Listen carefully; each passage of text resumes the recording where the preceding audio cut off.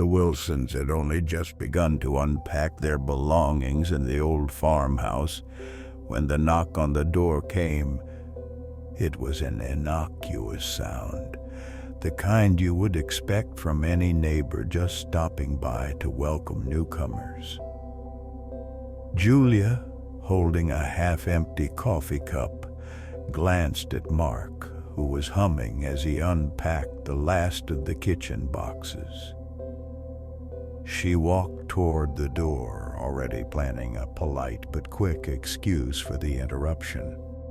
When she opened the door, however, it wasn't just a typical neighbor. Standing on their front porch was a woman, pale, impossibly pale, with skin so white it almost shimmered under the weak morning light.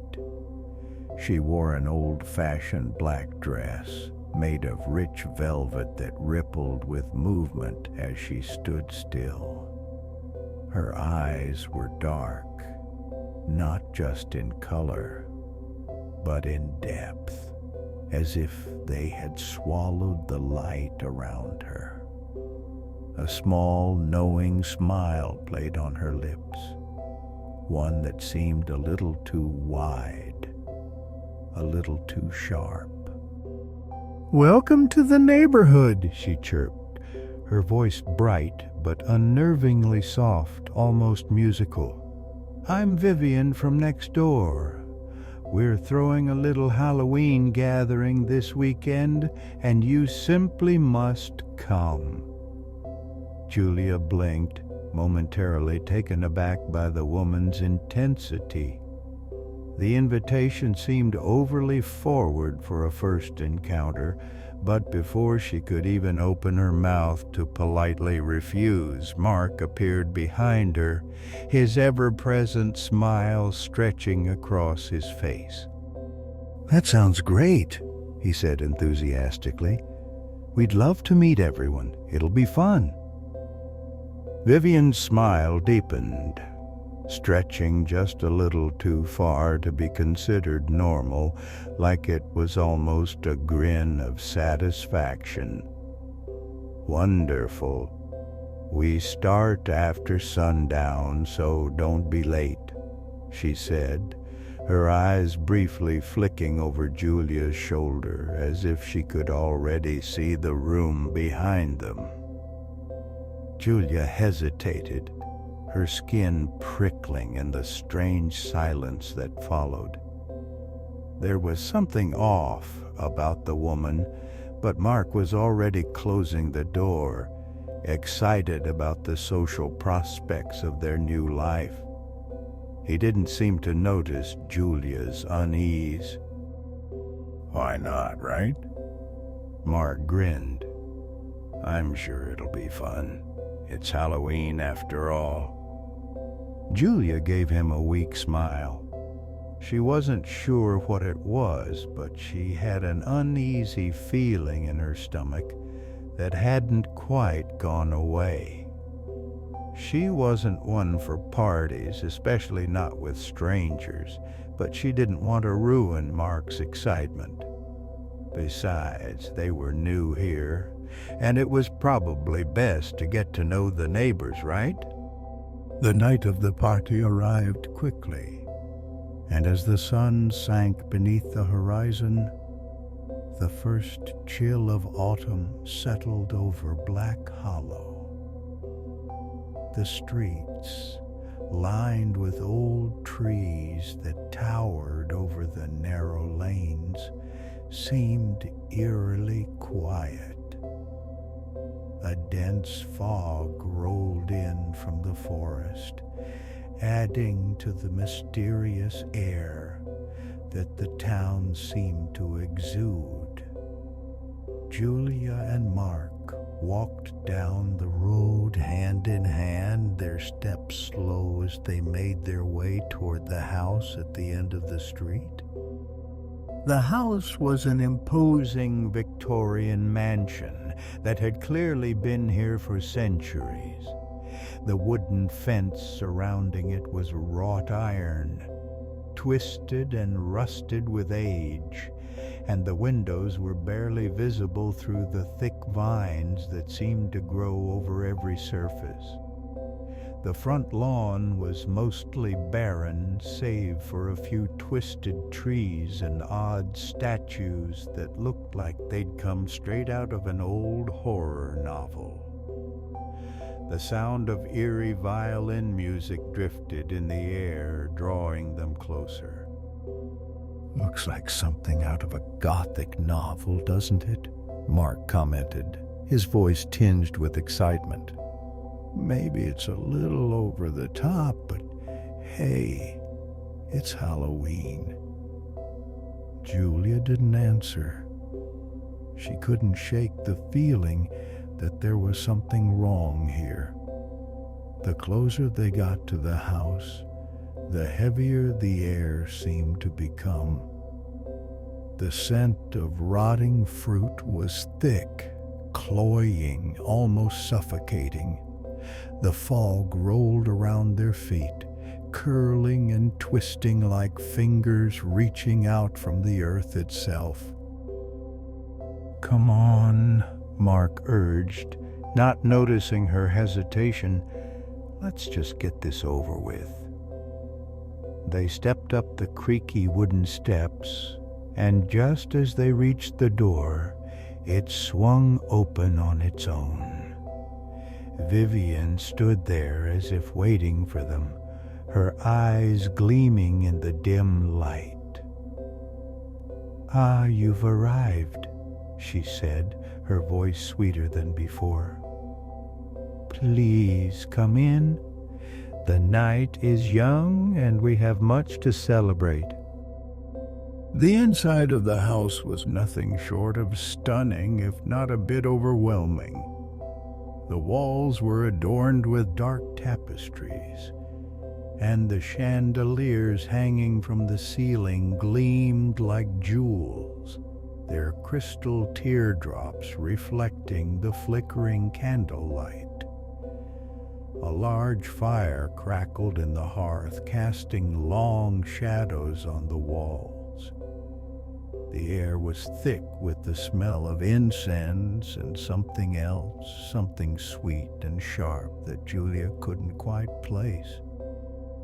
Their hosts, most of whom had gathered near the large stone fireplace, were all dressed in elaborate costumes, but Julia couldn't help but notice how lifelike they appeared. Their faces were pale, like they hadn't seen the sun in years, and their eyes glowed in a strange, unnatural way.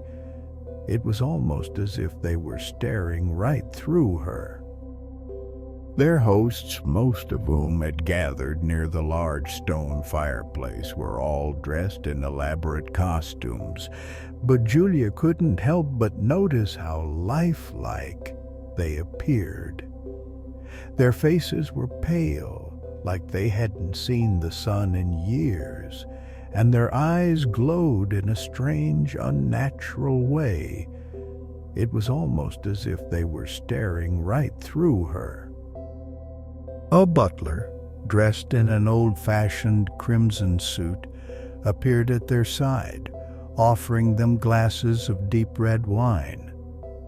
It was the kind of wine you would expect to see in a medieval castle, thick and almost syrupy.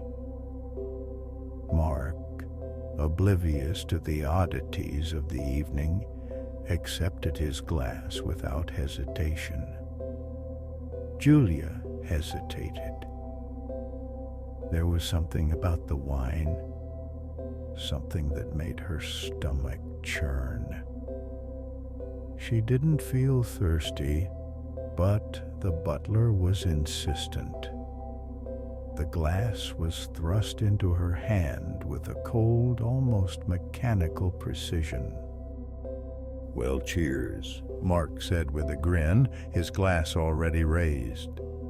Julia forced a smile and took a sip. It hit her immediately. The taste was rich, almost intoxicating, like velvet flowing over her tongue. It wasn't like any wine she had ever tasted. Its sweetness lingered too long, and a heat spread quickly through her chest. She felt lightheaded, dizzy. Her pulse quickened, and the room began to blur around her. The flickering candlelight became more pronounced, the shadows stretching and warping unnaturally. Mark didn't seem to notice. He laughed and chatted with the other guests, completely at ease.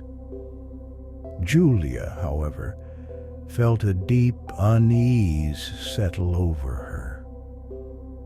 The guests were watching her, all of them, with unblinking eyes that gleamed with something more than curiosity. Vivian, her silk gown trailing behind her, came to stand next to them. She smiled as she watched Julia's discomfort, her eyes dancing with amusement. "I'm so glad you could make it," Vivian purred, her words now carrying a strange weight to them. "It's always nice to meet new people, new blood, as they say." Julia froze. "Blood?" She swallowed hard, trying to clear the panic rising in her throat. "How long have you all lived here?" Mark asked, oblivious to the growing tension. "Oh, a very long time," a man with dark, slicked-back hair said, his voice smooth like velvet. "Generations, really." Julia's stomach turned.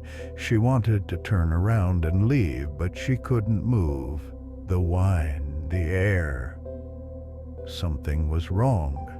She gripped Mark's arm, her fingers trembling. "Maybe we should go," she whispered urgently, but Mark didn't seem to hear her. Before she could protest further, the lights in the room flickered and the music abruptly stopped. The atmosphere shifted, turning cold and oppressive. The guests all turned toward them in unison, their eyes gleaming in the dim light. Julia's pulse hammered in her ears as she realized they were all staring at her and at Mark. "Leaving so soon?" Vivian's voice was no longer sweet. It was a low, almost predatory whisper. "The night has just begun." Julia's heart raced. She tried to pull Mark toward the door, but he stood there, frozen, a smile still plastered on his face. Vivian reached out and gently took Mark's wrist in her cold, unyielding hand. "We like to keep our neighbors close," she said, her voice dropping to a near hiss. Mark didn't seem to realize what was happening. He simply smiled. But Julia saw the flash of sharp fangs as Vivian leaned in toward Mark's wrist. Horror filled her chest as she screamed, but the sound was swallowed by the thick, heavy silence that fell over the room. The door slammed shut, and the windows blackened as if the night itself had come to claim them. Her vision blurred, the room spinning as a heavy darkness overtook her mind. The last thing she saw was Mark's wide, oblivious smile. And then nothing. The Wilsons were never seen again. The house at the end of the street remained as it always had, silent, watchful, and cold. The neighborhood, dark and hidden away in the deep forest, continued to live on, and every Halloween, new faces would arrive, unknowingly walking straight into the trap of the vampires that called Black Hollow home.